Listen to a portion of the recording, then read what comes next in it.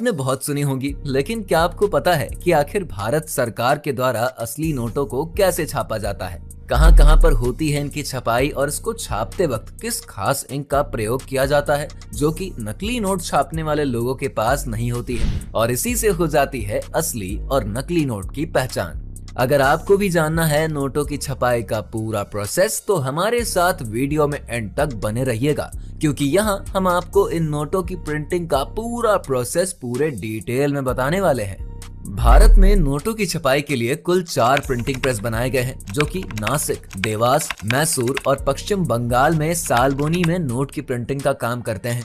यहाँ पर देवास की बैंक नोट प्रेस और नासिक की करेंसी नोट प्रेस वित्त मंत्रालय के अधीन काम करने वाली security printing and minting corporation of India के अंतर्गत काम करती है, जबकि मैसूर और सिलबोनी के प्रेस भारतीय रिजर्व बैंक की सब्सिडरी कंपनी भारतीय रिजर्व बैंक नोट मुद्रण प्राइवेट लिमिटेड के अधीन काम करता है।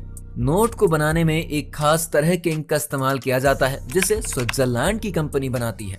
ये कंपनी सिर्फ भारत ही नहीं बल्कि और भी कई देशों में इंक का निर्यात करती है। हालांकि अपने देश के प्रधानमंत्री पहले ही स्वदेशी इंक और पेपर बनाने के लिए कह भी चुके हैं। अलग अलग नोटों की छपाई के लिए अलग अलग तरह की इंक्स का इस्तेमाल भी किया जाता है। इन नोट्स को बनाने के लिए जिस पेपर का इस्तेमाल किया जाता है, उसके लिए एक मिल भारत के होशंगाबाद में है, जहां पर नोट्स और स्टैम्प्स के लिए पेपर तैयार किए जाते हैं। लेकिन अभी भी भारत में ज्यादातर जिन नोटों का इस्तेमाल किया जाता है, उसके लिए पेपर जापान और यूके से ही मंगवाया जाता है।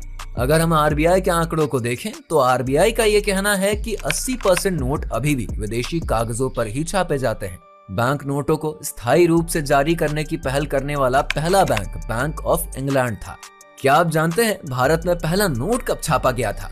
सबसे पहले नोट की छपाई ब्रिटिश सरकार ने साल 1862 में करी थी, जिसे यूके की एक कंपनी के द्वारा छापा गया था। लेकिन इसके कई साल बाद 1920 में ब्रिटिश सरकार ने भारत में नोटों को छापने का फैसला कर लिया।